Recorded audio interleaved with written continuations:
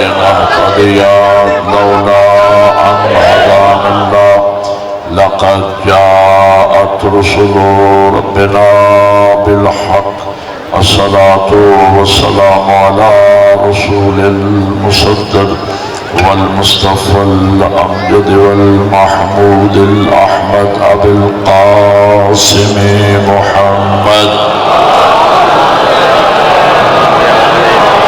وآله الطيبين الطاهرين المعصومين. أما بعد فقد قال الله تبارك وتعالى في كتابه الأعلى: بسم الله الرحمن الرحيم وما أرسلناك إلا رحمة للعالمين.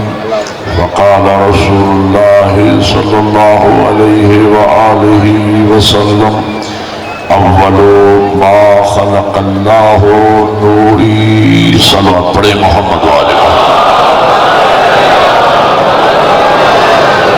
برادران ایمانی، موالیان حیدر کرار و عاشقان حسین ابن علی، میں نے آپ حضرات کے سامنے قرآن مجید کی ایک معروف آیے وافی ہدایہ کی تلاوت کا شرف حاصل کیا ہے. ارشاد پروردگار ہے: وما ارسلناک الا رحمۃ للعالمین،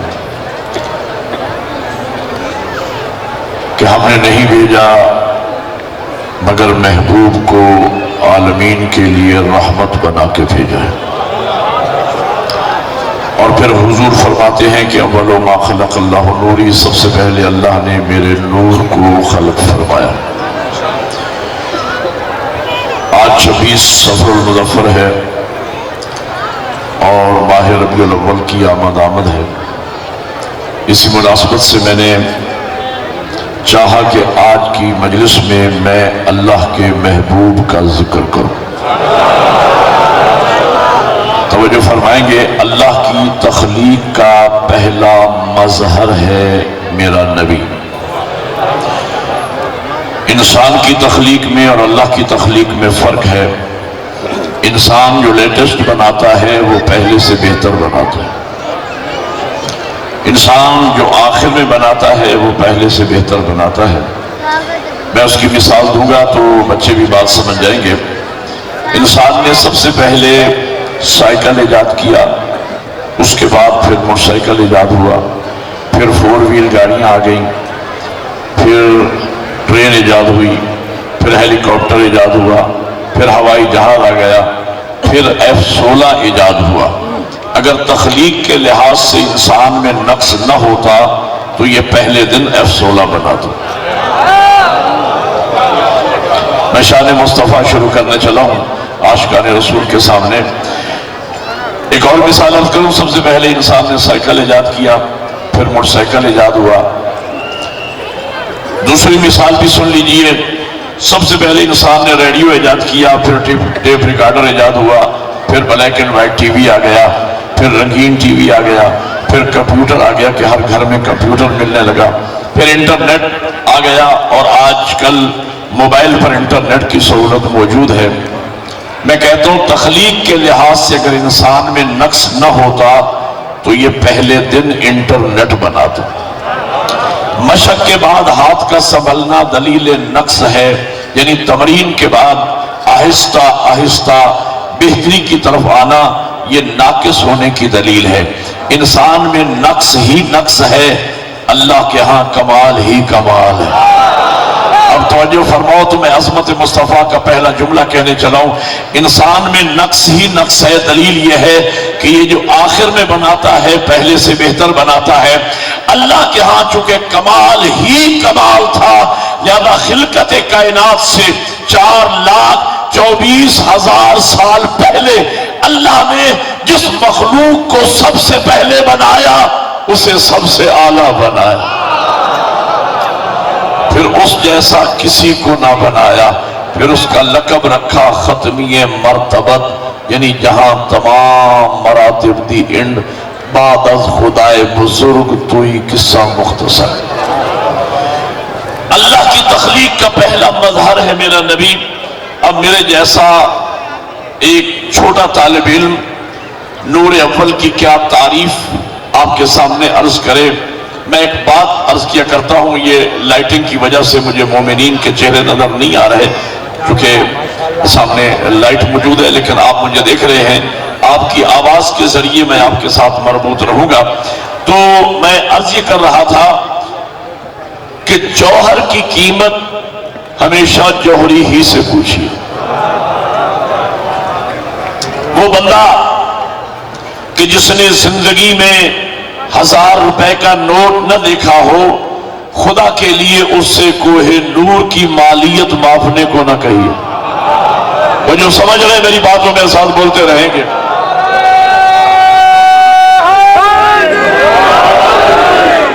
وہ بندہ جو ڈیلی 500-700 پہ مزدوری کرنے والا ہو، بھئی انسانی دماغ کی ایک کیپیسٹی ہے، ایک لمٹ ہے، ایک حد ہے کہ جس سے اوپر یہ طائر فکر انسانی پرواز کر ہی نہیں سکتا ہے. 500-700 روپے پہ مزدوری کرنے والے بندے سے اگر آپ پوچھیں گے کہ کوہ نور کی مالیت لگائیں، وہ بڑی چھلانگ لگائے گا، کہے گا 50 لاکھ. اس غریب کو کیا پتا کوہ نور کیا ہوتا ہے. میں کہتا ہوں وہ مولوی صاحبان کہ جن کی جیب میں فضائل کا ٹکا نہ ہو، وہ کیا جانے بطول کے بابا کا مقام کیا ہے. مل کے حیدری وہ کیا جانے کہ حسنین کے نانا کا مقام کیا ہے. اب سر اٹھانا اور جملہ سمجھنا. ربیع الاول آنے والا ہے اور میں شان مصطفیٰ آپ کے سامنے بیان کر رہا ہوں. میرے نبی کی کم از کم تعریف یہ ہے جن کی شان میں قرآن قصیدہ ہے. اللہ ثنا خان جس کا چہرہ والشمس والضحیٰ ہے، جس کی زلفیں واللیل اذا یغشا ہے، جس کی زبان ما ینطق عن الہوا ہے، جس کا سینہ علم نشرح لک صدرک کا مصداق ہے، جس کا دل نزلہ علی قلبک کے تحت اصل قرآن ہے، جس کے ہاتھ ما رمیت اذ رمیت ولکن اللہ رما کے تحت اللہ کے ہاتھ ہے، جس کی اطاعت من یطع الرسول فقد اطاع اللہ کے تحت اللہ کی اطاعت ہے، جس کی مشیت ما تشاءون الا ان یشاء اللہ کے تحت اللہ کی مشیت ہے، اور جس کا سفر سبحان الذی اسری بعبدہ لیلا من المسجد الحرام الى المسجد الاقصی ہے، اور جس کی انتہائی سفر دنا فتدلی وکان قاب قوسین او ادنی ہے، اور جس کی حقیقت قد جاءکم من اللہ نور و کتاب مبین ہے، اور جس کا مکمل وجود وما ارسلناک الا رحمۃ للعالمین.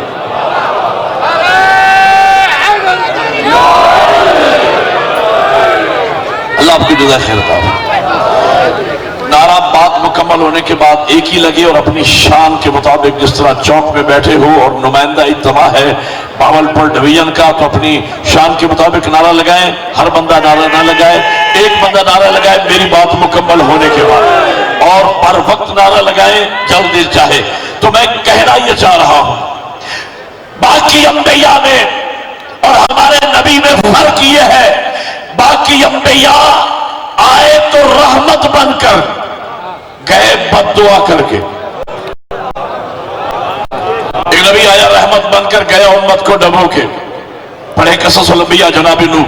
ایک نبی آیا رحمت بن کر اور گیا امت کو غرق کر کے. ایک نبی آیا رحمت بن کر گیا امت کو مسخ کر کے. میں قربان جاؤں حسنین کے نانا پر جو آئے بھی رحمت بن کر گئے بھی رحمت. مل کے بولو حیدری. جن کا آنا بھی رحمت ہے، جن کا جانا بھی رحمت ہے. آپ نے محبت کا اظہار فرمایا. ایک تاریخی بات کہنے چلو، باقی انبیاء میں اور ہمارے نبی میں فرق یہ ہے، باقی انبیاء آئے تو جنت کا دروازہ کھول کر گئے تو بند کر کے. جو امت کی بد دعا کر کے گئے تو بند کر کے گئے نا. باقی انبیاء میں اور میرے نبی میں فرق یہ ہے، باقی انبیاء آئے تو جنت کا دروازہ کھول کر گئے تو بند کر کے. میں قربان جاؤں حسنین کے نانا پر، جب آئے تو جنت کا دروازہ کھولا، جب جانے لگے 12 دروازے اور کھولے. اب مل کے بولو حیدری. بہت شکریہ، اللہ جزائے خیر عطا فرمائے. خالق کائنات نے کلام مجید میں ارشاد فرمایا، اور یہ آئے مجیدہ اللہ نے اپنے محبوب کی شان میں कसीदा बनाकर उतारी है। इरशाद होता है कुल इन कुंतुम तुहिब्बून अल्लाह फत्तबिऊनी युहबिबकुमुल्लाह। हबीब कह दीजिए अगर तुम अल्लाह से मोहब्बत करना चाहते हो फत्तबिऊनी, बस मेरी इत्तिबा करो, युहबिबकुमुल्लाह। उस इत्तिबाए रसूल के नतीजे में अल्लाह तुमसे मोहब्बत करेगा। तो खालिक कायनात ने अपने लिए इश्क व मोहब्बत का महवर व मरकज ज़ात रिसालत को बनाया है। और यही वजह है कि सुन्नत इलाही पर अमल करते हुए हम शिय्याओं अली इब्न अबी तालिब ने भी मोहब्बत का महवर व मरकज ज़ाते पैगंबर को करार दिया है। शियत की बुनियाद इस नुक्ते पर है, हम जिन्हें मानते हैं नबी की वजह से मानते हैं, और जिन्हें नहीं मानते मोहम्मद की वजह से नहीं मानते। एक नारा मिलके हैदरी। हम जिनका इकरार करते हैं ज़ाते रिसालत की वजह से, जिनका इनकार करते हैं ज़ाते रिसालत की वजह से, जिन्हें मानते हैं पैगंबर की वजह से मानते हैं, जिन्हें नहीं मानते पैगंबर की वजह से नहीं मानते। क्यों?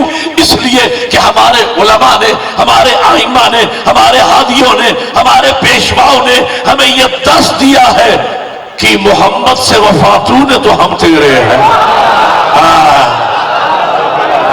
हमारे हादियों ने हमें दर्स दिया है कि देखो ज़ाते रिसालत की बराबरी का तसव्वुर न करना, पैगंबर इस्लाम को अपने जैसा बशर न कहना, पैगंबर की आवाज से अपनी आवाज को बुलंद न करना, पैगंबर इस्लाम के आगे न चलना, पैगंबर जिस वक्त जो मांगे दे देना, और पैगंबर इस्लाम को रावियों की रवायतों के आईने में न मानना, कुरान की आयतों के आईने में मानना।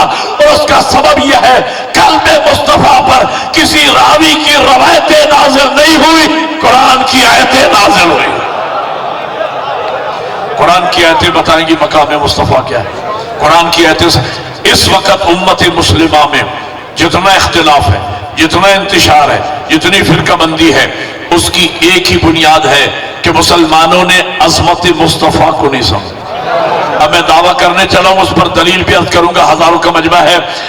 दावा यह है अगर उम्मत मुस्लिमा अज़मत मुस्तफा पे जमा हो जाती, हकीकत मोहम्मदिया को दर्क कर लेती, आज उम्मत में न इख्तिलाफ होता, न इंतशार होता, न फिरकाबंदी होती, बल्कि एक उम्मत होती। मैं मिसाल अर्ज किया करता हूं, हुकूमत पाकिस्तान ने रोयत हिलाल कमेटी बनाई है।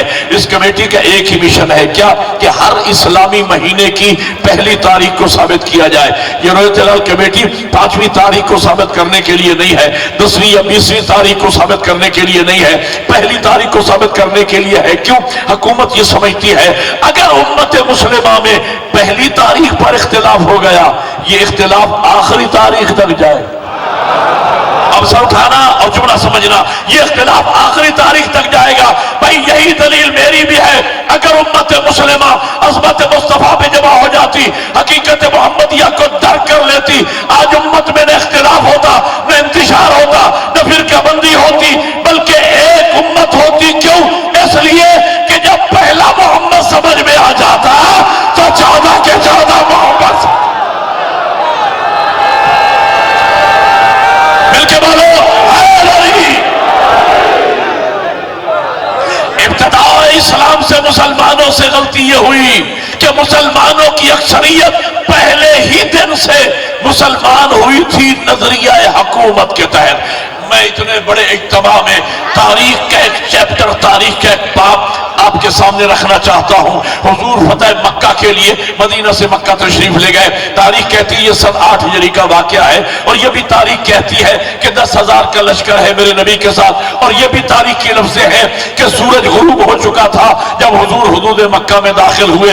लश्कर इस्लाम को हुजूर ने मक्का की पहाड़ियों के दरमियान जमा किया और खिताब फरमाया कि हम रात को शहर मक्का में दाखिल नहीं होंगे, हो सकता है मद्दे मुकाबिल से तलवार चले और मक्का का तकद्दुस पामाल न होने पाए।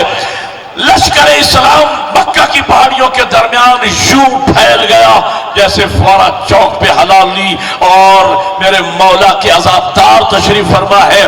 तारीख ये टर्निंग पॉइंट है इस्लाम के जवानों। अगर ये मैं पैगाम पहुंचाने में कामयाब हो गया, ये तारीखी गुफ्तगू रहेगी और पूरी जिंदगी मुझे दुआ दोगे अगर ये मतलब समझाने में मैं कामयाब हो गया। تاریخ کی کہتی ہے کہ دو فردے ہیں، دونوں مکی ہیں، دونوں ہمسائے ہیں، دونوں پہاڑی پہ سوار ہوئے۔ ایک فرد کا نام جناب عباس ابن عبد المطلب ہے جو حضور کے چچا ہیں، دوسرے فرد کا نام ابو سفیان ہے۔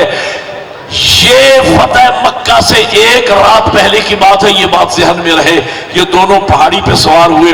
اب میں لفظ تول کے عرض کر رہا ہوں، ایک ایک لفظ۔ ابو سفیان کے جس کی ساری زندگی میدان جنگ میں اسلام اور مسلمانوں کے خلاف لڑتے گزری تھی، اس کی تجربہ کار نگاہوں نے لشکر اسلام کی طاقت کا اندازہ لگانے میں دیر نہیں کی، اور ایک مرتبہ تیرانہ نگاہ دوڑانے کے بعد اور لشکر اسلام کی طاقت کا اندازہ لگانے کے بعد ابو سفیان نے جناب عباس کی طرف دیکھ کر کہا، عباس یار تیرے بھتیجے محمد نے کتنی بڑی حکومت بنا لی۔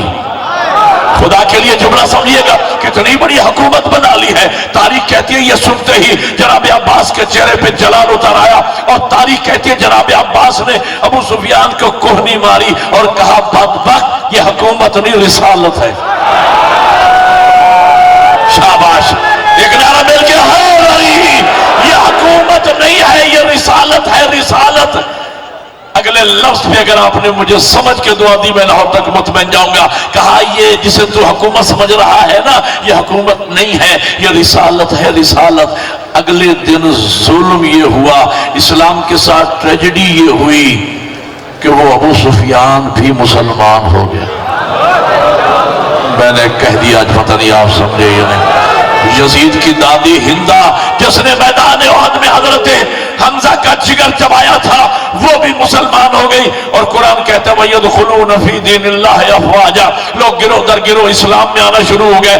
میں 5-10 منٹ کی گفتگو کا نتیجہ اتنے بڑے مجمع کے سامنے عرض کرنا چاہتا ہوں۔ گویا پہلے ہی دن سے دو نظریے مسلمانوں میں آ گئے، ایک نظریہ حکومت رکھنے والے مسلمان، ایک نظریہ رسالت رکھنے والے مسلمان۔ یہ دونوں مسلمان ساتھ ساتھ چلتے رہے۔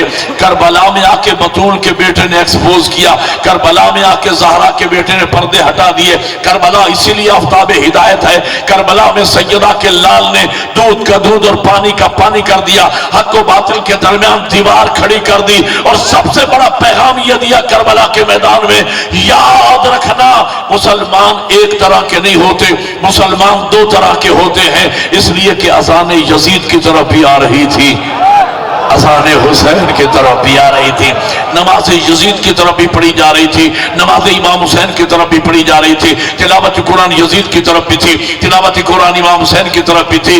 جمعہ یزید کی طرف بھی قائم ہو رہا تھا، جمعہ امام حسین کی طرف بھی قائم ہو رہا تھا، لیکن ان دونوں مسلمانوں میں فرق یہ تھا، یزید حکومت اسلام کا نمائندہ تھا کہ ابو سفیان کا پوتا تھا، حسین رسالتی اسلام کا نمائندہ تھا کہ محمد کا نواسا۔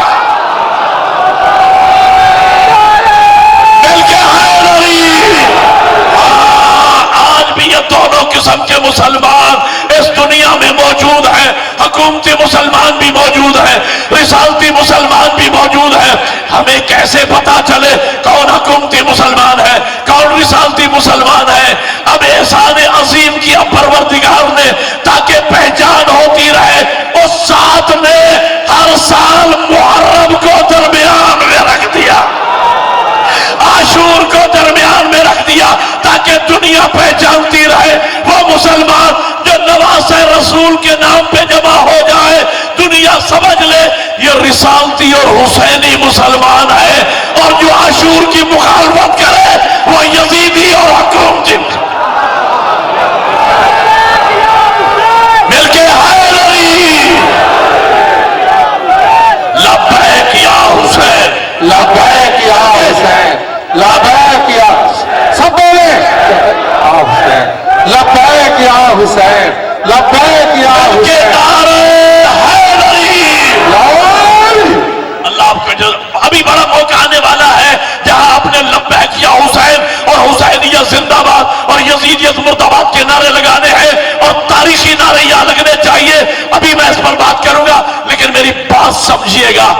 آج بھی اب دونوں قسم کے مسلمان، تو میں کہنا یہ چاہ رہا تھا ابتدائی اسلام سے مسلمانوں کی اکثریت مسلمان ہوئی تھی نظریہ حکومت کے تحت۔ بنو امیہ اور بنو عباس کے بادشاہوں کی توجہات رہی اپنی حکومتوں کی طرف، نہ انہوں نے پہلے محمد کو سمجھا، نہ درمیانی کو سمجھا، نہ آج آخری سمجھ میں آ رہا ہے۔ لیکن ہم نے مکتب اہل بیت کی بنیاد عشق مصطفیٰ پہ رکھی ہے۔ ہم جنہیں لوگ کہتے ہیں شیعان علی فقط اہل بیت کو مانتے ہیں، نہ میرا مسلمان بھائی، میری قوم میرے سامنے ہے، علم عباس کے سائے میں کھڑے ہو کے میں بیٹھ کے تقریر کر رہا ہوں اور پوری ذمہ داری سے کہہ رہا ہوں، ہم شیعان علی اہل بیت کو نہیں مانتے، ہم صرف مانتے ہی محمد کو ہے۔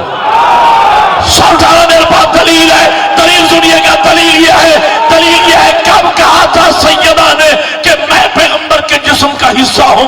ہم نے سیدہ کو بذات رسول سیدہ کے کہنے پہ نہیں مانا، ہم نے تو زبان رسالت سے سنا۔ نبی نے فرمایا الفاطمہ تو بذات منی۔ کب کہا تھا حسنین نے کہ ہم دونوں بھائی جوانان جنت کے سردار ہیں؟ ہم نے حسن و حسین کو جوانان جنت کے سردار حسنین کے کہنے پہ نہیں مانا، ہم نے تو زبان رسالت سے سنا۔ نبی نے فرمایا الحسن والحسین سیدہ شباب اہل الجنہ۔ اور کب کہا تھا میرے مولا علی نے کہ جس کا محمد مولا ہے اس کا میں علی مولا ہوں؟ ہم نے علی کو مولا، علی کے کہنے پہ نہیں مانا، ہم نے تو مقام غدیر پر پلانوں کا منبر بنا کے علی کا بازو پکڑ کے نبی کو کہتے سنا۔ حضور نے فرمایا من کنت مولا علی حق، علی حق، علی حق، مل کے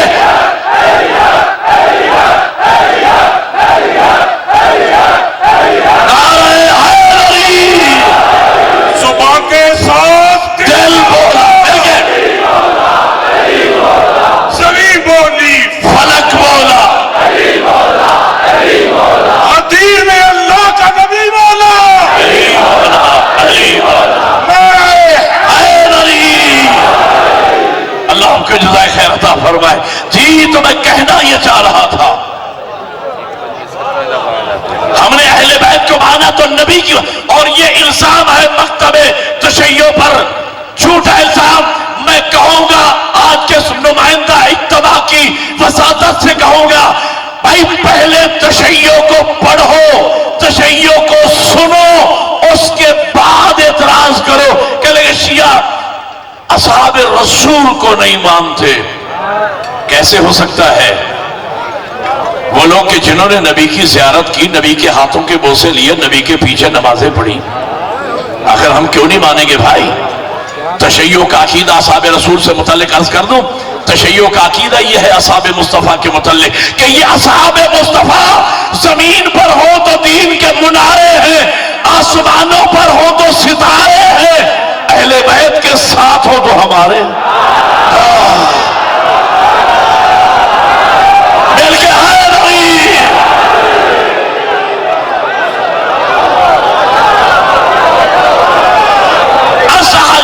سنو شیعت کو سمجھو، شیعت ہے کیا؟ اصحاب رسول سے متعلق باقی امت مسلمہ میں اور مکتب تشیع میں دو بنیادی فرق ہے، یہ فرق سمجھ لو، شیعت سمجھ میں آ جائے گی۔ پہلا فرق یہ ہے کہ ہم نبی کی اولاد کو، نبی کی ذریت کو، نبی کی اطرت کو، نبی کے اولاد کو ہم اصحاب کے برابر نہیں مانتے، آل کو آل کے مقام پہ مانتے ہیں، اصحاب کو اصحاب کے مقام پہ مانتے ہیں، ہم اتباع رسول کرتے ہیں۔ اور بھائی نبی کی ظاہری حیات طیبہ میں دو قسم کے لوگ نبی کے ارد گرد موجود تھے، ایک وہ لوگ تھے جو گھر سے چل کے آتے ہیں نبی کی بارگاہ میں، دوسرے وہ لوگ تھے جن کے دروازے پہ اللہ کی رحمت چل کے جاتے، ایک وہ لوگ تھے جو نبی کو خوش رکھنے کی کوشش کرتے تھے، دوسرے وہ لوگ تھے جنہیں نبی خوش رکھنے کی کوشش کرتے تھے، ایک وہ لوگ تھے جو دروازہ نبی پہ رک کے اجازت مانگتے تھے، دوسرے وہ لوگ تھے جن کے دروازے پہ نبی رک کے اجازت مانگتے تھے، ایک وہ لوگ تھے جو نبی کو اپنے کاندھوں پہ اٹھاتے تھے، دوسرے وہ لوگ تھے جنہیں نبی اپنے کاندھوں پہ ایک نام مل کے بولو ہائے نبی۔ اگر اجازت دو میں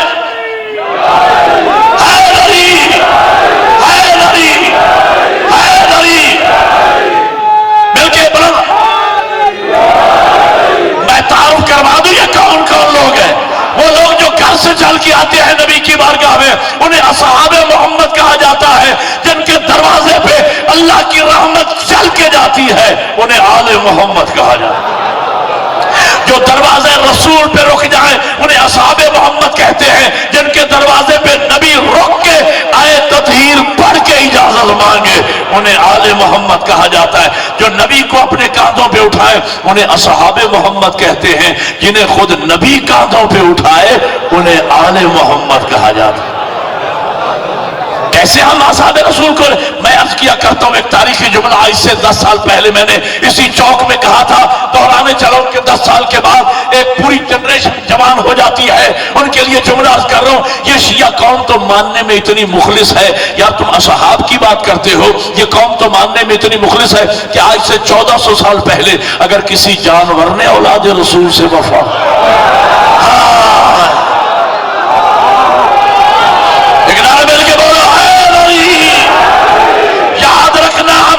قوم ہے، ہم گھوڑے کی پوجا نہیں کرتے۔ اگر گھوڑے کے پجاری ہوتے جہاں گھوڑے کو دیکھتے وہیں پہ سلام کرتے۔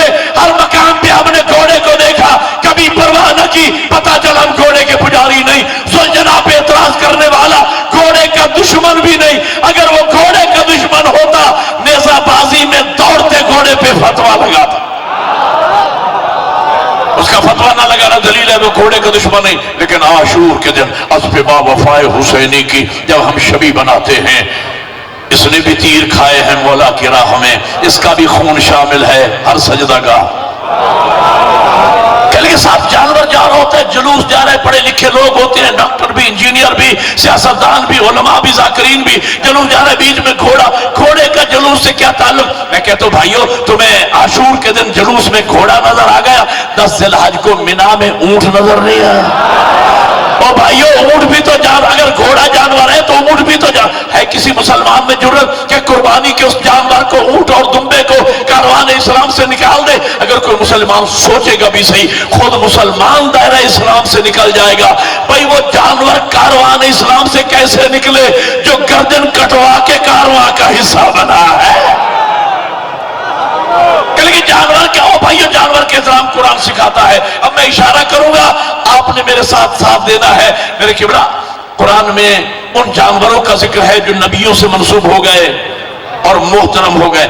حضرت صالح نبی کی اونٹنی، بولو یار جو قرآن پڑھا کرتے ہو، نبی سے منسوب ہوگی، نگاہ توحید میں محترم ہوگی۔ حضرت اسماعیل پر قربان ہونے والا دمبا، حضرت عزیر کا گدھا، یار حد ہوگی اصحاب کہف کا کتا۔ اصحاب کہف نبی نہیں تھے، لفظ اصحاب بتلاتا ہے وہ نبی کے صحابی تھے، سچے تھے۔ سچوں کے پیچھے کتا ہو لیا۔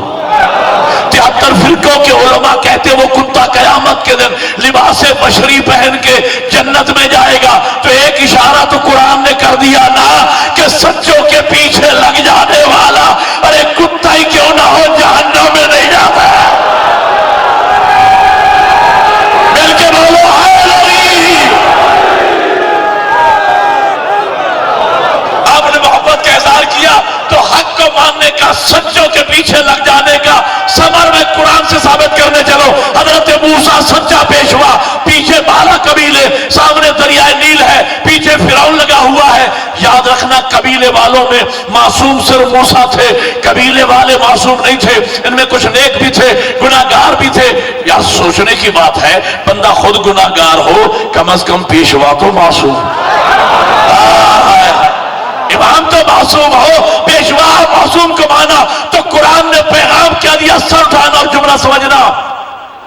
قرآن نے کہا کہ جب تک حضرت موسیٰ کا آخری ماننے والا دریائے نیل سے نکل نہیں گیا، دریا نہیں ملا، اور جب تک آخری فرعونی دریا میں آ نہیں گیا، سمجھو گے تو دعا کرو کہ ساری زندگی دریا نہیں ملا، تو قرآن نے پیغام یہ دیا کہ سچا پیشوا اکیلا نجات نہیں پاتا، سارے ماننے والوں کو لے کے نکلتا ہے، اور جھوٹا پیشوا اکیلا نہیں ڈوبتا۔ حلالیو ملالیو، میری بات مکمل ہو، بات تاریخی ہو تو نعرہ بھی تاریخی لگا دینا۔ ایک بندہ اٹھے ایک نعرہ لگائے، لیکن تاریخی نعرہ لگنا چاہیے۔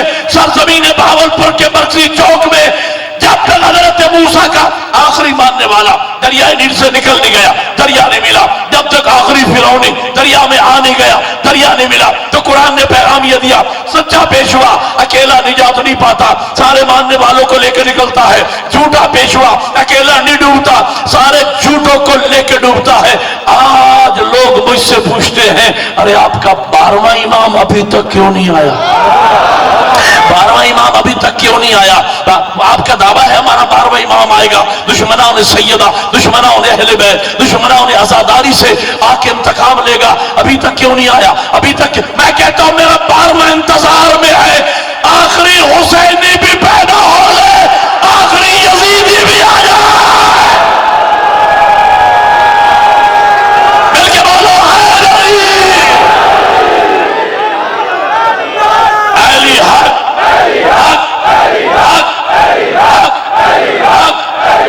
نعرہ حیدری، آخری حسینی بھی پیدا ہو لے، آخری یزیدی بھی آ جائے، اس لیے کہ نکلے تو سب نکلیں، ڈوبے تو کوئی یزیدی سزا سے بچنے نہ پائے۔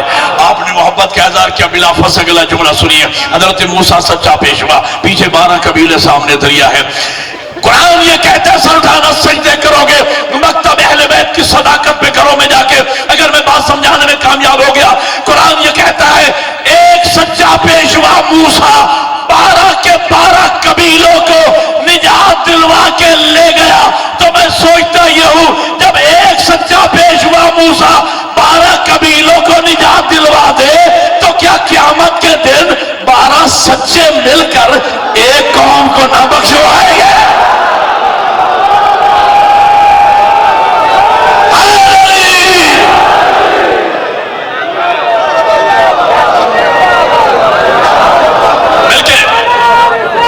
یا رسول اللہ، نعرہ حیدری، کل کے ساتھ جانور کا احترام کرتے ہیں، اور بھائی تمام فقہا نے لکھا ہے اگر کسی کوئی جہالت کا علاج نہ کرے تو ہمارا کیا قصور ہے؟ تمام فقہا نے لکھا ہے کہ 10 ذی الحج کو جو آپ قربانی کا جانور کرتے ہو نا، جا کے علماء سے پوچھ لیجئے گا، جس مسلک کا عالم کیوں نہ ہو، اس سے پوچھیں کہ احکام بتاؤ تو وہ بتائے گا۔ ہر فقہ میں لکھا ہے قربانی کے جانور کو شاعر اللہ کہا گیا ہے، اس کا احترام کرو، اس کی عزت کرو، اس کے آگے مت چلو، اس کو پیٹو مت، اسے گالی نہ دو، قلید کے لفظ قرآن نے کہی ہے کہ اس کے گلے میں جو رسی ہے اس رسی کا بھی احترام کرو۔ ہم نے علماء سے ہاتھ جوڑ کے کہا بھائی ہم اشرف المخلوقات انسان ہو کر ہم ایک جانور کے پیچھے چلیں، ہم جانور کا احترام کریں۔ علماء نے متفق ہو کے بتایا کہ آپ لوگ احترام کا فلسفہ سمجھے نہیں، ہم نے کہا سمجھا دیجئے، علماء نے بتایا کہ احترام کا فلسفہ یہ ہے، اصل میں ہے خدا محترم، جناب اسماعیل ہوئے خدا پہ قربان تو اسماعیل محترم، اور وہ دمبا ہوا جناب اسماعیل پہ قربان تو وہ دمبا محترم، یہ جانور بنا اس دمبے کی نقل تو یہ جانور محترم، اس کے گلے میں پڑی رسی تو وہ رسی محترم۔ احترام توحید سے چل کے رسی تک پہنچا، رسی سے چل کے خدا تک پہنچا۔ میں نے کہا بھائی یہی دلیل میری بھی ہے، اصل میں خدا محترم، امام حسین ہوئے خدا پہ قربان تو حسین محترم، حسین ہوئے کربلا میں دفن تو کربلا محترم، کربلا میں بنا روزہ شبیر تو روزہ محترم، یہ تعزیہ بنا اس روزے کی نقل تو یہ تعزیہ محترم۔ جس طرح احترام توحید سے چل کے رسی تک پہنچا، اسی طرح احترام توحید سے چل کے تعزیہ تک پہنچا۔ کہنے لگے جب تعزیہ کے اندر رکھا ہی کچھ نہیں ہے تو آپ چومتے کس چیز کو ہو؟ میں کہتا ہوں شیعہ سنی مسلمانوں مجھے بتاؤ، آپ جو کعبہ کی طرف سجدہ کرتے ہو کیا کعبہ میں اللہ بیٹھا ہوا ہے؟ بولتے کیوں نہیں یار میرے ساتھ؟ بھائی خالی کعبے کی نسبت ہے ذات توحید کے ساتھ، خالی ہمارا رخ ہوتا ہے قبلہ کی طرف، سجدہ ذات توحید کو ہے۔ اسی طرح خالی ہمارا منہ ہوتا ہے تعزیہ پر، سلام عقیدت شہادت عظمیٰ کو ہے۔ خالی ہمارا رخ ہوتا ہے علم عباس پر، سلام عقیدت وفائے عباس کو ہے۔ کل کے صاحب یہ شیعہ یہ ہے، اور آج کل تو ہانڈی میں ابال آیا ہوا ہے، اور بڑے بڑے فتنوں میں اور فرقوں میں اور مسلکوں میں چھپے ہوئے یزیدیوں کے چہروں سے نقاب اتر رہے ہیں۔ میں آ رہا ہوں اپنے اصل موضوع پر، نقاب اتر رہے ہیں، اور بڑے بڑے تکفیری اور یزیدی کھل کے سامنے آ رہے ہیں اور نعرے لگا رہے ہیں، یزید امیر المومنین کے نعرے لگا رہے ہیں۔ اللہ نے امیر المومنین کا لقب صرف میرے مولا علی کو عطا فرمایا، اور جب کسی بھی اور معصوم کو کہا گیا امیر المومنین تو معصوم نے منع فرمایا کہ یہ لقب ہمارے جد کے لیے ہے، یہ لقب ہمارے بابا علی کے لیے ہے۔ میں کہتا ہوں لائق سجدہ اللہ کی ذات تھی، لیکن جب انسان نے اللہ کو سجدہ نہ کیا تو کیسے کیسے ذلیل ہوئی یہ پیشانی، کبھی بتوں کے سامنے جھکا، کبھی درختوں کے سامنے جھکا، کبھی جانوروں کے سامنے جھکا، اور کبھی پتھروں کے سامنے جھکا، کبھی یہ آگ کے سامنے جھکا، کبھی سورج کے سامنے، کبھی چاند کے سامنے، یعنی تذلیل ہوئی اور ذوق سجدہ کو تسکین نہ مل سکی، اس لیے کہ لائق سجدہ اللہ کی ذات تھی۔ وہ ایک سجدہ جسے تو گراں سمجھتا ہے ہزار سجدوں سے دیتا ہے آدمی کو نجات، اسی طریقے لائق ذات امیر المومنین کی تھی۔ ایک میں بات کہتا ہوں، پڑھے لکھے لوگ لطف لیں گے جملے کا، لقب علی کو ملا، بادشاہوں کو یہ لقب پسند آ گیا، تو میں کہتا ہوں کہ اگر بادشاہ کا لباس کسی راستے پر بیٹھے ہوئے فقیر کو پہنا دیا جائے تو وہ جوکر ہی تو لگے گا۔ آپ نے لطف لیا ہے جملے کا۔ یہ لقب علی کو اللہ نے عطا فرمایا محنت پہ اہل سمجھ کے، اور یہ چرا لیا علی کے دشمنوں نے، تو لوگوں کو کیسے کیسے امیر المومنین ملے، یزید امیر المومنین، مروان امیر المومنین، عبد الملک ابن مروان امیر المومنین، ولید امیر المومنین، اور 2 کی جگہ 4 رکعت نماز نشے میں پڑھانے والا امیر المومنین، شراب کے غوطوں میں ڈبیاں مارنے والا امیر المومنین، جمعے کی نماز بدھ کو پڑھانے والا امیر المومنین، باپ بہن اور بیٹی میں تمیز نہ کرنے والا امیر المومنین۔ تو مجھے کہنے دیجئے، اور جب امیر المومنین ایسے ہو گئے تو مومن ابو بکر بغدادی جیسے آ گئے۔ بیٹھو بیٹھو بیٹھو، نہیں میری بات مکمل ہونے دو، بات مکمل ہونے دو، اس کے بعد ہم نے علی کو امیر المومنین جب مانا، کیسی عزت افزائی ہوئی مومنوں کی۔ کون امیر المومنین؟ کعبہ میں جو آیا وہ امیر المومنین، جو آغوش رسول میں پلا وہ امیر المومنین، جس نے لعاب رسالت چوسی وہ امیر المومنین، جو دوش پیغمبر کا سوار بنا وہ امیر المومنین، جو بستر محمد پہ سویا وہ امیر المومنین، جو بدر کا فاتح وہ امیر المومنین، اور میں جس کے لیے تلوار آئی وہ امیر المومنین، جو خندق کا کل ایمان بنا وہ امیر المومنین، جو خیبر میں قرار غیر فرار قرار پایا وہ امیر المومنین، جسے زہرا جیسی بیوی ملی وہ امیر المومنین، جسے حسنین جیسے لال ملے وہ امیر المومنین۔ تو جب امیر المومنین ایسا ہوگا تو مومن خمینی جیسا ہوگا۔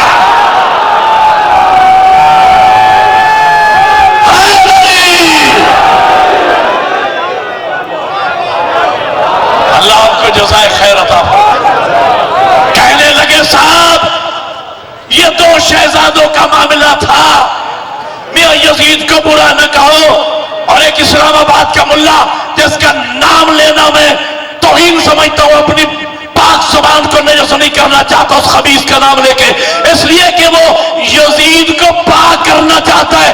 میں کہتا ہوں ملا لوگوں سن لو، یزید کو پاک کرنے سے پہلے خنزیر کو پاک کرو، کتے کو پاک کرو۔ جو کتے کو پاک کرنے لگتا ہے، کتا تو پاک نہیں ہوتا، کتے کو پاک کرنے والا نجس ہو جاتا ہے۔ مل کے بولو ہے، ہاں یہ یزید کا پاک کرنے چلے۔ اگر یزید کو خدا، میں کہتا ہوں ہم نے توحید کے فوراً بعد اللہ کی عدالت کا اقرار کیا ہے، ہمارا اللہ عادل ہے، ظالم نہیں۔ بھائی نہ کرے کفر کو ورنہ باشد، اگر خدا یزید کو معاف کر دے تو معاف کر کے کہاں لے جائے گا؟ جنت میں۔ کون سی جنت میں؟ جس کا سردار حسین، اور جہاں قاتل و مقتول ایک ہو جائے، ظالم و مظلوم ایک ہو جائے، وہاں عدل نہیں رہتا۔ ہمارا اللہ عادل ہے، ظالم نہیں۔ کہہ لے گا خدا، میں نے کہا بھئی خدا تو یزید کو معاف کرے گا نہیں، البتہ تمہیں اختیار ہے قیامت کے دن جہاں یزید جائے تم بھی ساتھ چلے جانا۔ کہہ لے کہ یزید جمہوری خلیفہ تھا میاں، اچھا مان لیا بھئی مقول آپ کے، اور عالم اسلام نے بیعت کر بھی لی تھی، اور یزید کا باپ یزید کے لیے بیعت لے کے مرا تھا اور مان چکے تھے، اور یہی بات کہی ہے اسلام آباد کے ملا نے کہ اس دور میں جو اصحاب زندہ تھے، جب اصحاب نے بیعت کر لی تھی یزید کی، تو ہم یزید کو برا کیسے کہیں؟ اس مسئلے کا جواب اہل سنت کے معروف عالم دین جماعت اسلامی کے بانی مولانا ابو الاعلیٰ مودودی رحمت اللہ علیہ نے اس مسئلے کا جواب دیا جب ان سے پوچھا گیا کہ صاحب جب اصحاب نے بیعت کر لی تھی تو امام حسین نے یزید کی بیعت کیوں کی؟ اس پلٹ کے عالم بزرگ عالم ہوتا ہے یا جس مسلک کا بھی ہو، عالم تھا حسینی عالم تھا، یزیدی نہیں۔ اور یاد رکھنا حسینی علماء کی کثرت ہے پاکستان میں، چاہے اہل حدیث میں ہو، چاہے دیوبند میں ہو، چاہے بریلویوں میں ہو۔ آپ مجھے بتاؤ طارق جمیل صاحب دیوبند مسلک سے تعلق رکھتے ہیں لیکن وہ کہتے ہوئے نظر آتے ہیں کہ جب بھی میں روضہ رسول پہ گیا میں نے ایک ہی التجا کی، اے اللہ کے محبوب قیامت کے دن مجھے اپنے حسین کے میراثیوں میں شمار کر۔ یہ دیوبندی حسینی مسلمان ہے، توجہ ہے یا نہیں؟ یہ حسینی مسلمان ہے۔ اور یاد رکھو اب فرقے دو بچ گئے ہیں، یا حسینی ہے یا یزیدی ہے۔ اور مولانا عبدالستار ایدھی صاحب سے کسی نے پوچھا تھا، اللہ ان کے درجات بلند فرمائے، ہمارے ملک پاکستان کے ہیرو تھے، ان سے کسی نے پوچھا آپ کا مسلک کیا ہے؟ شیعہ ہے، سنی ہے، اہل حدیث ہے، دیوبندی ہے، کون ہے؟ کہا واقع کربلا کے بعد صرف دو فرقے بچ گئے ہیں، یا یزیدی ہے یا حسینی ہے، اور میرا مسلک حسینی ہے۔ ایک نعرہ مل کے بولو حیدری۔ اب سارے مسلمان حسینی، اور یہاں بھی یہی تمام ہے، شیعہ سنی آئے ہوئے ہیں اور یہ سب ہمارے مہمان ہیں، بلکہ برادران اہل سنت ہمارے فقہا نے کہا ہے اہل سنت کو اپنا بھائی نہ کہو، اپنی جان کہو۔ سب حسینی ہیں، تو میں کہنا یہ چاہ رہا ہوں، میں یزیدیوں سے بات کر رہا ہوں، حسینی مسلمانوں سے نہیں، یزیدیوں سے بات کر رہا ہوں کہ جو آج بربلا کھل کے سامنے آ رہے ہیں، میں ان کی بات کرتا ہوں۔ تو وہ کہنے لگے کہ صاحب یہ یزید کی جب عالم اسلام بیعت کر چکا، بھئی اگر عالم اسلام بیعت کر چکا اور وہ جمہوری خلیفہ تھا، اکیلے حسین نے نہیں کی، اس کو خوش ہونا چاہیے تھا کہ چلو ایک کینڈیڈیٹ کم از کم اپوزیشن ہے تو صحیح۔ اپوزیشن تو جمہوریت کے پنپنے کا سبب ہوتی ہے، لیکن وہ مصر تھا۔ اب یہ جملہ اگر آپ نے توجہ نہ فرمائی مجھے لاہور تک دکھ رہے گا، ابھی تک میں نے اتنا بڑا وزنی جملہ نہیں کہا جو ابھی کہنے چلا، سر اٹھا کے بیٹھنا۔ کہہ لگے صاحب عالم اسلام بیعت کر چکا تھا، اور عالم اسلام بیعت کر چکا تھا، اور یزید کی حکومت بھی کوئی چھوٹی موٹی حکومت نہیں تھی۔ آج دنیا کے 27 ملک ایسے ہیں جن پر اس زمانے میں اکیلے یزید کی حکومت تھی۔ اب جوانوں اور ماتمیوں کے لیے ایک جملہ کہہ رہا ہوں، یزید اتنا چھوٹا نہیں تھا جتنا آپ نے سمجھ رکھا ہے، یہ تو 1400 سال سے آپ کی لعنت کے ہاتھوں پٹ پٹ کے اتنا سمجھ۔ یزیدیت، حسینیت، حسینیت، نعرہ حیدری۔ بھائی یہ جمہوری خلیفہ تھا تو اس کو کیا پریشانی ہے؟ میں مثال دیا کرتا ہوں کہ اگر کوئی سیاسی پارٹی پورے ملک کی قومی صوبائی سیٹیں جیت لے جائے سوائے بہاولپور کی ایک سیٹ کے، تو اسے پریشانی کاہے کی ہے بھائی؟ جب عالم اسلام یزید کی بیعت کر چکا، وہ کہتا ہے جب تک حسین بیعت نہیں، برادران توجہ فرمائیں گے، دعا کریں گے اگر میں جملہ سنا۔ وہ کہتا تھا جب تک حسین، اس کا پتہ یہ چلا، نتیجہ یہ نکلا کہ کسی ایرے غیرے کی کوئی حیثیت ہی نہیں، خود یزید کی نگاہ میں حسین عالم اسلام سے وزنی ہے۔ حسین لبیک جاؤ، مل کے سارے بولو لبیک یا حسین، لبیک یا حسین، لبیک یا حسین، نعرہ حیدری۔ خود یزید کی نگاہ میں حسین عالم اسلام سے وزنی تھا۔ حسین کے مقابلے میں پورا عالم اسلام بیعت کرنے والا کچرے سے زیادہ حیثیت نہیں رکھتا تھا یزید کی نگاہ میں۔ کہتا تھا جب تک حسین، اچھا وہ بیعت لے کے چاہتا کہ یہی مقدمہ تم لے کے آئے ہو چوک میں، اسی لیے چوک میں اکٹھے ہوئے ہو، سنو۔ اور لفظ بیعت پہ میں آپ کو چند جملے سنانا چاہتا ہوں، اور تاریخی جملے۔ اب موقع آ رہا ہے حسینیت زندہ باد اور یزیدیت مرد آباد کا نعرہ لگانے۔ جو نیاز کھاتے ہو، جو لنگر کھاتے ہو امام حسین کا، جو مولا حسین کے صدقے میں اللہ کا رزق کھاتے ہو، آج اس کلے کو استعمال کرنا ہے اور بہاولپور کی فضاؤں میں یزیدیت مرد آباد، हुसैन ये जिंदाबाद का नारा तारीखी नारा गूंजना चाहिए। लेकिन मेरी बात मुकम्मल होने के बाद कहने लगे भाई ठीक है, यजीद जमहूरी खलीफा था, बैत जब आलम इस्लाम बैत में है तो इमाम हुसैन ने बैत नहीं की, तो क्या परेशानी क्या है, मामला क्या है? मैं आज इस राज से पर्दा उठाने चला हूं। यजीद राज यह है, यजीद ये समझता था अगर हुसैन मेरे हाथ पे हाथ रख दें, ये अकेले हुसैन का हाथ नहीं, हुसैनो मिन्नी। बोलो मेरे साथ जी में मेरी बात समझ आ रही है? वो जानता था ये रसूलुल्लाह की बैत हो जाएगी, ये 1,24,000 अंबिया की बैत हो जाएगी। अच्छा नौजवानों, मातमियों, तुम्हारे पांव की खाक मेरी आंखों का सुरमा, तुम्हारे पांव की मिट्टी मेरे लिए सर का ताज है। तुम बहुत अजीम लोग हो, खुदा की कसम। सरदान और अजमत हुसैन, ये जो दिन होते हैं ना, दिन में 4-4, 5-5 मजालिस होती हैं, इन दिनों में जाकिर के गले का जोर नहीं लगता, जिगर का जोर लगता है। और मैं जिगर का खून दूंगा बतूल के बेटे की हिमायत में, सहारा के लाल के हक को साबित करने के लिए मैं जिगर का खून दूंगा, और यही जुमला मेरी शफात का सबब बनेगा। मैं हुसैन की मां से हक के शफात लूंगा, इसी जुमले से अपने लिए भी और आप सबके लिए भी। लेकिन सुन के बोलना और पूरी तवल्ला की तवानाइयों से अपने नारा लगाना है, हुसैनिया जिंदाबाद, यजीद मुर्दाबाद। लेकिन बात मुकम्मल होने के बाद वो चाहता ये था अगर हुसैन मेरे हाथ पे हाथ रख दे, फिर मैं मुस्तनद हो जाऊंगा, फिर मैं जो करता जाऊंगा दीन बनता जाएगा, जो कहता जाऊंगा दीन बनता जाएगा। एक जुमले में पूरी किताब दे रहा हूं। यजीद का मंसूबा यह था कि बैत के जरिए सामने बैनर हो इस्लाम का, पीछे निजाम चले कुफ्र का, सामने नाम हो मोहम्मद का, पीछे निजाम चले दुश्मनाने मोहम्मद का। बतूल के बेटे ने मैदान करबला में यजीद को चैलेंज दिया, यजीद हुसैन की जिंदगी में यह कैसे हो सकता है, नाम मेरे नाना का हो, किरदार तेरे दादा का।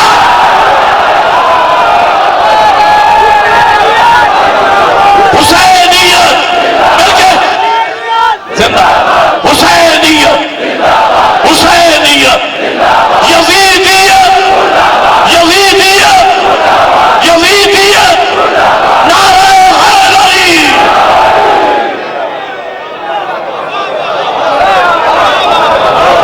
बतूल के बेटे ने मैदान करबला में चैलेंज दिया, यजीद हुसैन की जिंदगी में यह कैसे हो सकता है, नाम मेरे नाना का हो, किरदार तेरे दादा का हो। कह लगे दो शहजादों की जंग थी, एक जीत गया एक हार गया, मेरा यजीद को ये ना कहो। बिरादरान अहले सुन्नत यहाँ कसीर तादाद में मौजूद हैं। मैं इस इज्तिमा के हवाले से सैयद हूँ, मुसाफिर हूँ, आपका मेहमान हूँ, हाथ बांध के कह रहा हूँ, खुदा के लिए बाबसीरत बनो, बाशऊर बनो, उन मुल्ला लोगों से बचो दीन लेने के लिए, और जिन्हें हुसैन और यजीद में तमीज ना हो, वो तुम्हें क्या दीन पहुंचाएंगे, वो क्या तुम्हें दीन समझाएंगे, जिन्हें इतना पता न चले 1400 साल के बाद कि इमरान का पोता हक पे था या सुफियान का पोता। उन लोगों से तुम दीन लोगे, वो तुम्हें जन्नत में लेके जाएंगे जिन्हें बारिश से जन्नत की पहचान न हो। एक जीत गया एक हार, मुझे दुनिया की किसी डिक्शनरी में दिखाओ कि जहां कत्ल हो जाने का माना लिखा हो शिकस्त और कत्ल कर देने का माना लिखा हो फतह। ये दुनिया की किसी डिक्शनरी में नहीं। हमेशा मकसद की जीत होती है, मकसद की हार होती है। यजीद का मकसद था मैं बैत लेके रहूंगा, मेरे हुसैन का मिशन था मैं बैत नहीं करूंगा। हुसैन मौला ने बैत नहीं की तो हुसैन जीत गया ना, बोलो यार मेरे साथ। यजीद बैत न ले सका तो यजीद हार गया ना, हार गया ना। अच्छा चूंकि वो हार गया इमाम हुसैन, 5 मिनट की और ज़हमत है, हार गया ना इमाम हुसैन से, तो चूंकि इतना बड़ा हुक्मरान था, इतनी बड़ी सल्तनत और हुकूमत थी उसकी, हुकूमत उसमें सूरज गुरूब नहीं होता था, चूंकि हार गया लिहाजा अपनी हार और शिकस्त का बदला लेने के लिए और शिकस्त की खिफत मिटाने के लिए उसने ताकत का बहीमाना इस्तेमाल किया और इमाम को शहीद कर दिया। अच्छा वो जाहिल तो था ही, लफ्ज़े मेरी ज़ाय न करना, मैं जुमले पे जुमला अर्ज कर रहा हूं। वो जाहिल तो था ही, वो ये समझा कि मैं इमाम को कत्ल कर दूंगा तो हुसैन मर जाएंगे। अब फिर मौका आ रहा है हुसैनियत जिंदाबाद यजीदियत मुर्दाबाद का नारा लगाने का, फलक शगाफ नारा लगना चाहिए। लेकिन मेरी बात मुकम्मल होने के बाद वो ये समझा कि मैं इमाम को कत्ल कर दूंगा तो हुसैन मर जाएंगे। वो जाहिल ये समझ ना पाया कत्ल है जालिम के इख्तियार में, मौत है अल्लाह के इख्तियार में। बोलो यार मेरे साथ, कत्ल है जालिम के इख्तियार में, मौत है अल्लाह के इख्तियार में। जालिम ने इमाम को कत्ल तो कर दिया, अल्लाह ने मौत नहीं भेजी। दलील ये है नो के नेज़ा पे तिलावत कुरान हो रही है। और याद रखना, बोलो समझो, याद रखना, नो के नेज़ा पे तिलावत कुरान हो रही है। और यही वजह है यजीद को मरे हुए 1400 साल हो गए, मेरा हुसैन कल भी जिंदा था।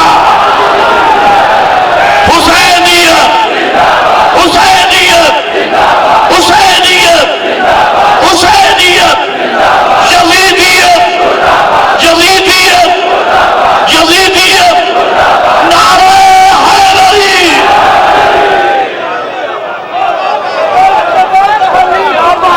मेरा हुसैन कल भी जिंदाबाद था, हुसैन आज भी जिंदाबाद। आखिरी जुमला हलालियों मवालियों, अल्लाह आपकी आजादारी कबूल फरमाए और सैयदी साहब की परेशानियों मुश्किलात मुश्किल कुशा के सदके में मौला हल फरमाए।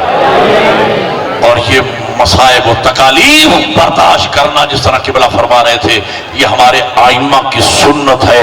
जो हक का आलम उठाएगा उसे ये परेशानियां बर्दाश्त करना पड़ेगी। लेकिन मैं ये समझता हूं कि हमारी इंतजामिया, मैं परदेसी आदमी हूं, मुझे हक नहीं बनता कि मैं यहां के मामलात में मुदाखलत करूं, लेकिन परदेसी हूं, पाकिस्तानी तो हूं। ये मेरा मुल्क है, यहां की इंतजामिया मेरी इंतजामिया है। इंतजामिया को बाशऊर और बाबसीरत होना चाहिए। आप सैदी साहब को देखें, ये दहशत गर्दों वाली सूरत होती है। सही और गलत की, हक और बातिल की, सच और झूठ की तमीज होना चाहिए। हमारी इंतजामिया भी मोमिन है, वो भी मुसलमान है, वो भी अहले बैत को मानते हैं, वो भी हुसैनी है, यजीदी नहीं है। तो उन्हें यजीदियत का साथ नहीं, हुसैनियत का साथ देना चाहिए। और एक मजलूम सैयद की उसको हक मिलना चाहिए। और अदालत का उन्होंने दरवाजा खटखटाया है तो अदालत, यकीनन हमारी अदालतें अगर आजाद हैं तो हकदार को हक मिलना चाहिए। आखिरी जुमला, और यहीं पे रोक रहा हूं, लेकिन मेरी सारी तकरीर एक तरफ, आखिरी जुमला एक तरफ। हलालियों, आखिरी मरतबा आपने यहां इस चौक में हुसैनियत जिंदाबाद यजीदियत मुर्दाबाद का नारा लगाना है। और हम चौक में आए इसीलिए हैं। शाबाश मेरी जिंदा कौम, शाबाश। आपने ये जो चहलम, मैंने 10, 12, 15 साल से मैं ये चौक पढ़ रहा हूं अल्हम्दुलिल्लाह, सिवाय 1 आध साल के बीच में मेरी मजबूरी उधर शरई बना, मैं ना हाजिर हो सका। और मैं इतने सालों से ये पढ़ रहा हूं और आप बड़ी मोहब्बत व अकीदत से एक तालिब इल्म की मारूजात को सुन रहे हैं। लेकिन इस दफा का 40 एक तारीखी 40 आपने बनाया है। और जिंदा और सलामत रहे मेरी कौम की बहनें और माएं और बेटियां, जो आज रात के टाइम अज़ादारों के साथ मिलकर सुन्नत ज़ैनबिया पे अमल करके एक कसीर तादाद मोमिनात की मजलिस में शिरकत करके उन्होंने बताया है कि कनीज़ान जिंदा, कनीज़ान ज़हरा, कनीज़ान ज़ैनब अभी जिंदा है। हमारी मौजूदगी में यजीदियत की ताकत नहीं है कि हुसैनियत का बाल बीबी का कर सके। ये हमारी असल कुव्वत और ताकत है। आखिरी जुमला कह रहा हूं, अज़ादारों, अगर मैं इस मजलिस में, इसी चौक में मौला हुसैन की जीत तुम्हें आंखों से दिखा दूं, बोलोगे? हमायत करोगे ज़हरा के बेटे की? मैं दुनिया को चौक में मौला हुसैन की जीत आंखों से दिखाने चलो, उसे उठाना। और भाइयों, जो पार्टी इलेक्शन जीत जाती है, चौकों में जुलूस वही लेके आती है। और जो पार्टी इलेक्शन हार जाती है, वो घरों में मुंह छुपाए फिरते हैं। लोगों, मेरा हुसैन जीत गया, हुसैन के जुलूस देख लो। यजीद हार गया, आज भी यजीदी घरों में मुंह छुपाए फिरते हैं। हुसैनियत, हुसैनियत, हुसैनियत, यजीदियत, यजीदियत, मिलके नारे हैदरी,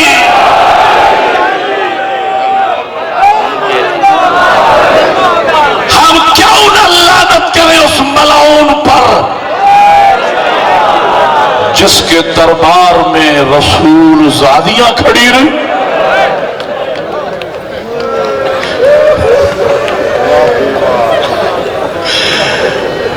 जिसने बतूल का सारा घर उजाड़,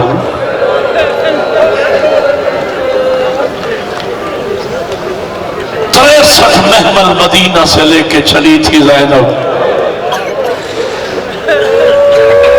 मुझे बताओ, चहलम मनाने आए हो, जब बहन भाई का चहलम मनाने करबला आई है, कितने महमल थे? मकाते लिखते हैं, मैं मक्तल का तालिब इल्म मुताला करता हूं, उसके बाद मजलिस पढ़ता हूं। मैंने किताबों में पढ़ा है, जब वाक़या करबला खत्म हो चुका ना, उलमा मकाते लिखते हैं फिर भी 40 ऊंट थे जिन पर बीबी और बच्चों को सवार किया गया। छोटी औलाद वाला शिया, हर ऊंट पे 2 सवारियां भी हों, 80 सवारी बनती है। जिगर पड़ता है जब हम सैयद सज्जाद का जुमला पढ़ते हैं।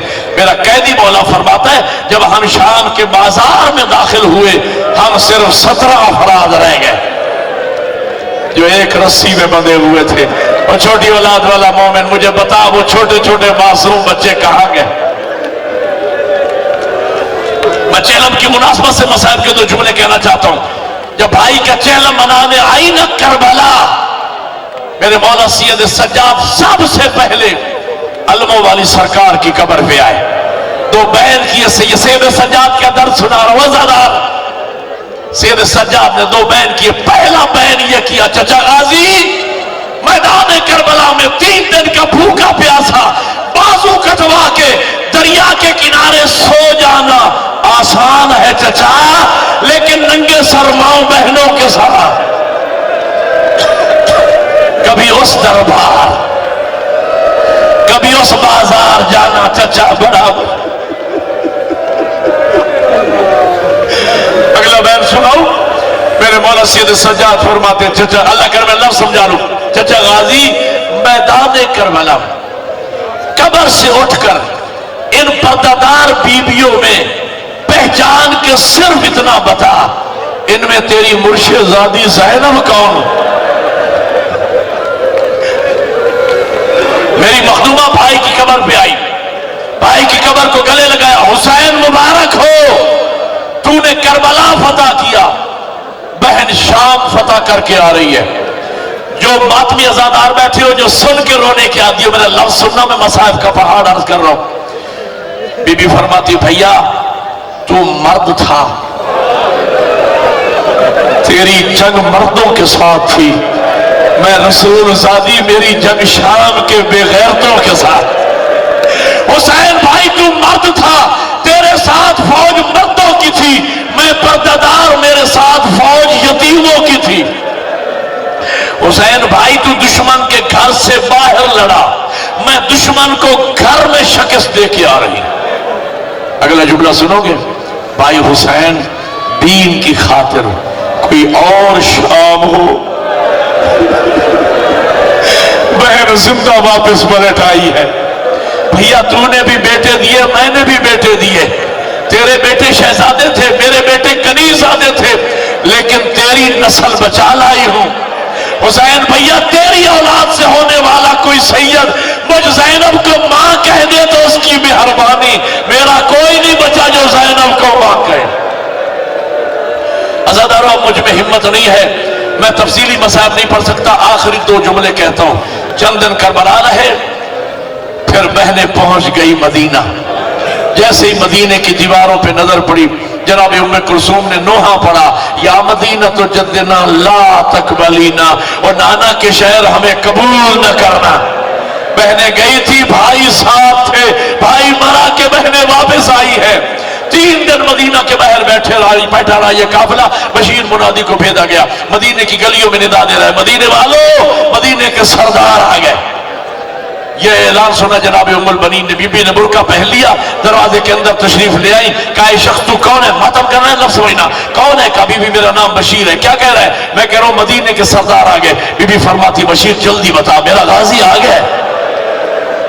अगला पहला जुमला सिर्फ रोने का नहीं, मातम का, जो गाजी के मुरीद बैठे हो, मेरा गाजी आ गया। कभी भी आप कौन है? कहा मैं अब्बास की माँ उम्मुल बनीन हूँ। कभी भी आप तो शहनशाह वफा की माँ है, आपको तो हुसैन का पूछना चाहिए था, अकबर कासिम का पूछना चाहिए था, आपने गाजी का क्यों पूछा? बीबी ने फरो के फरमाती है, बशीर मैंने गाजी का इसलिए पूछा, अगर मेरा अब्बास आ गया है सारे आ गए होंगे। बशीर की चीख निकल गई, बीबी तेरा गाजी मारा गया। बीबी रोई नहीं, पूछा बशीर बता कितनी फौज थी जिसने मेरे गाजी को मारा?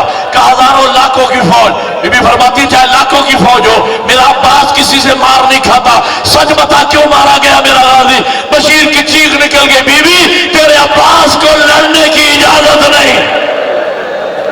अब बीबी आई जन्नतुल बकी में, रसूल की बेटी की कमर को गले लगा के अब बैन किया, रसूल ज़ादी अब तो राजी होना